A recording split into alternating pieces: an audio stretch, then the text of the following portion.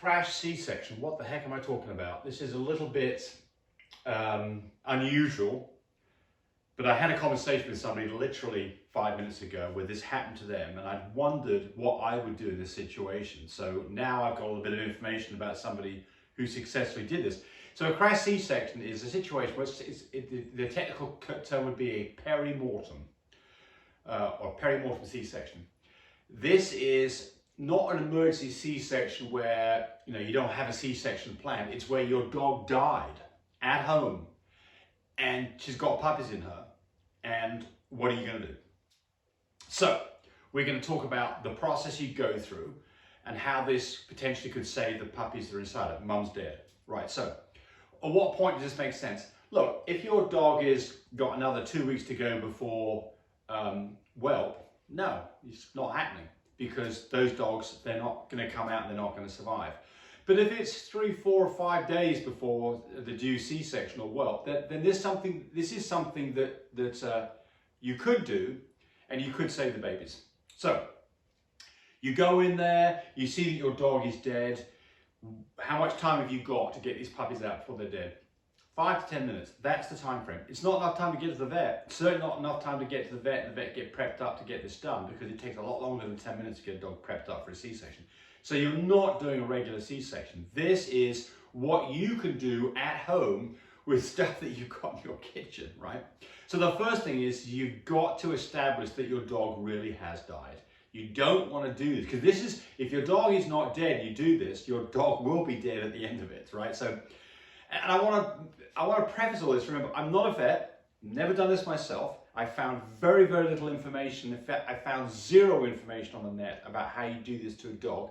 I did see information on technical papers about perimortem for human beings. So I've got some information that kind of bolsters what I'm going to tell you. So the first thing is you've got to establish that your dog really has passed away.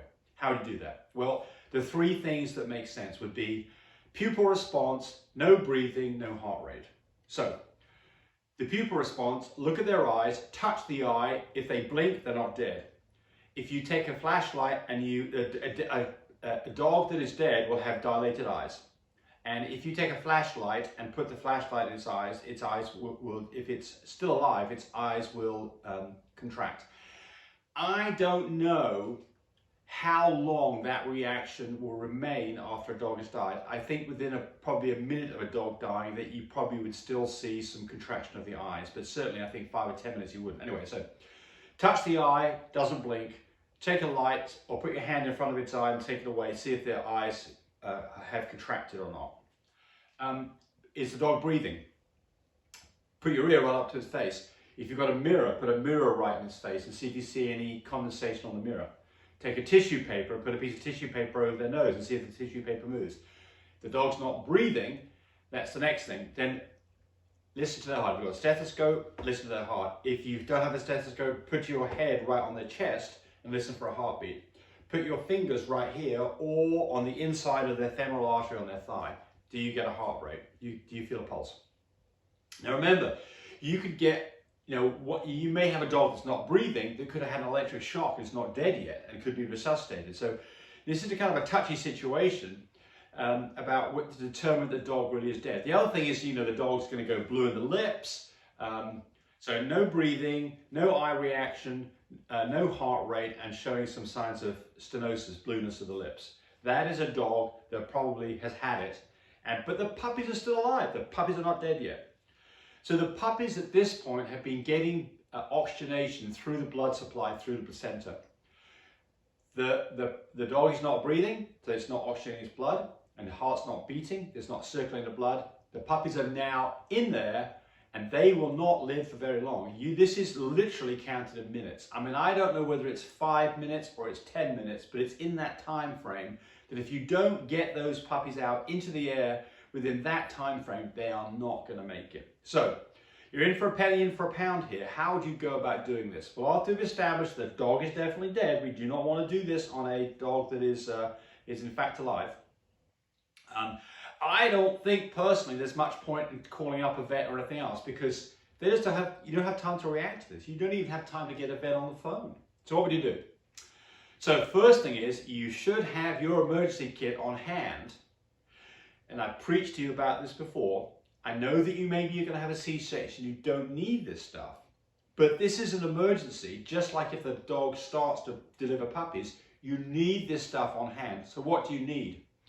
You need dental floss, because you've got to tie off these puppies' umbilical cord. You need some scissors because you've got to cut the umbilical cord. They should be in your emergency kit. They're not a special kit for a crash C-section. They're just part of what you should have on hand anyway. So what are you going to do? Well, sterile field, gloves on? No. Wash your hands, all those things? No, because the dog's dead. Shave the dog down and get it all prepped up with iodine? No, there's not time to do it. Plus, the dog's dead. None of this is relevant. It's just a question of getting the dog open. Just like you're carving up a turkey. It's that you don't have to be a surgeon to get this done. What you do need is you've got to get the dog open from all the way down to its pubic bone, all the way up to the beginning of its ribs. You've got to get that opened up. And what's the easiest way of doing this? A pair of scissors. So the problem with using a knife is you could certainly use a knife to get the starting hole. You've got to get a knife hole in there so you can get your scissors in the hole. Once you've got scissors in the hole, you can chop through all this cartilage with the scissors very, very quickly. There won't be a huge amount of blood. Dog's heart's not beating. It's not pumping blood. There's not going to be a lot of blood. It's going to be, I know that your heart's going to be going fast doing this, but it really is something that you can get done. So basically what you're doing is, you're not cutting through the ribs, it's basically the belly you're opening up. So you're going to make a cut from the lowest point you can all the way up to the top of their rib cage, or the bottom of their rib cage. That's the area that you're cutting. It won't be that difficult. It's a bit gristly, but really it's not going to be a very difficult cut, because basically you're just cutting through fat and skin. So you're going to get that in there, and get it opened up, get the sacs out, get your scissors again. Again, you don't have to be careful, you just don't want to hurt the puppy or puppies. Get the uterus out so you can see it all. Get yourself some scissors, poke a hole in this umbilical sac, grab the puppies out, cut off the umbilical cord, then do all the things that you normally do with a regular whelp, which would be, first off, you want to get all these puppies out as quickly as you possibly can.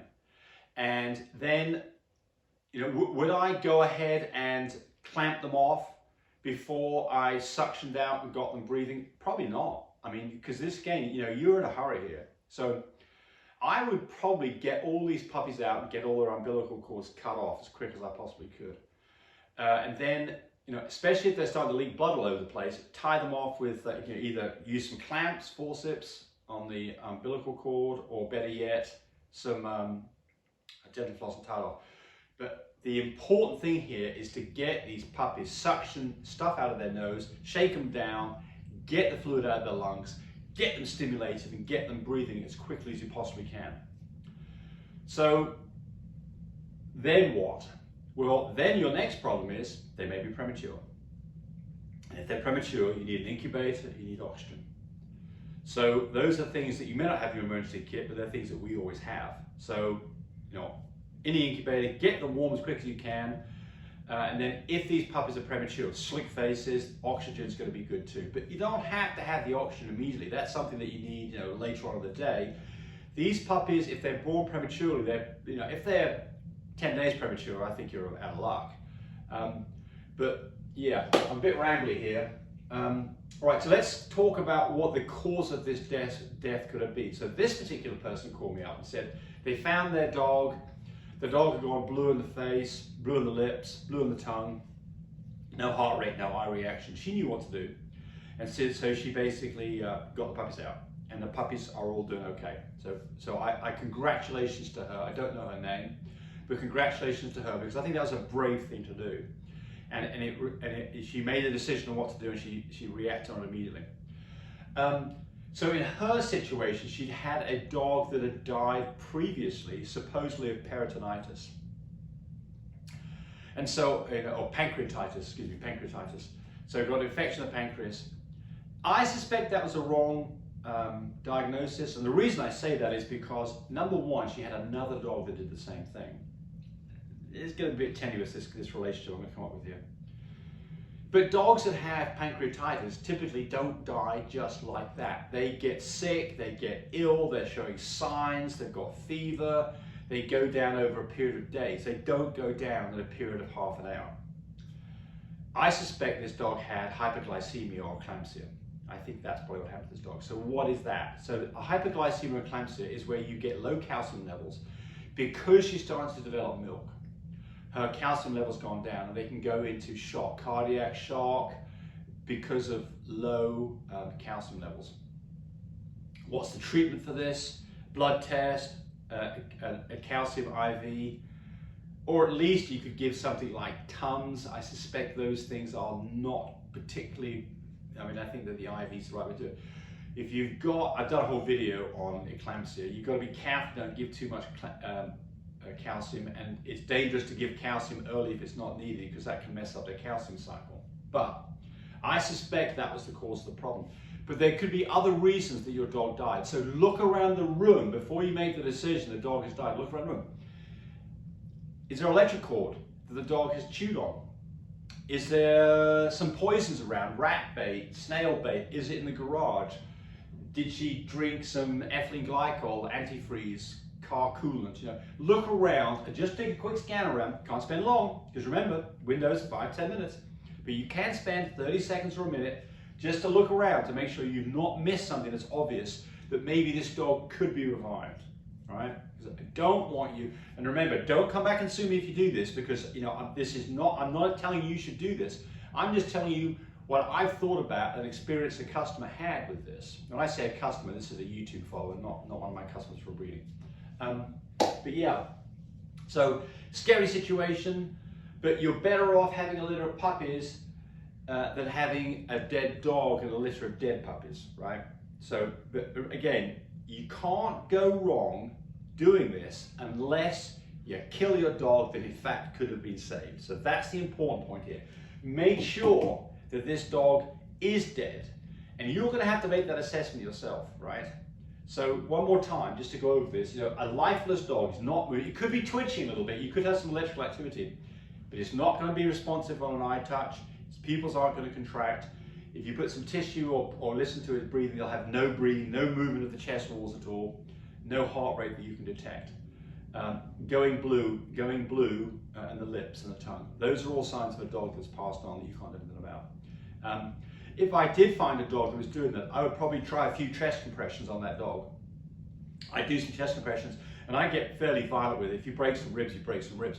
I would do some chest compression on that dog just to make sure that I can't bring that dog back, by the way. I think I do that too. There we go. Hope it doesn't happen to you, but if it does, maybe this would save you. Maybe this would save your puppies. Because again, you've got to have thought about this beforehand. You can't just kind of walk in front of a dead dog and not thought about what you're going to do. This requires action immediately. Hope it doesn't happen to you, but if it does, let me know if it worked. Bye. Hey, thanks for watching the video. I really appreciate people who subscribe to me. It helps me, encourage me to do more of these videos. But do remember, disclaimer here, I am not a vet. I'm not a licensed medical professional. I'm purely a person who's been breeding dogs for the last couple of decades. Any information that you got from this video, use at your own risk. There's nothing implied here, and certainly this should not be used as a substitute for advice from your veterinarian or your medical professional. I hope you enjoyed the video. Come back for more of them. Bye.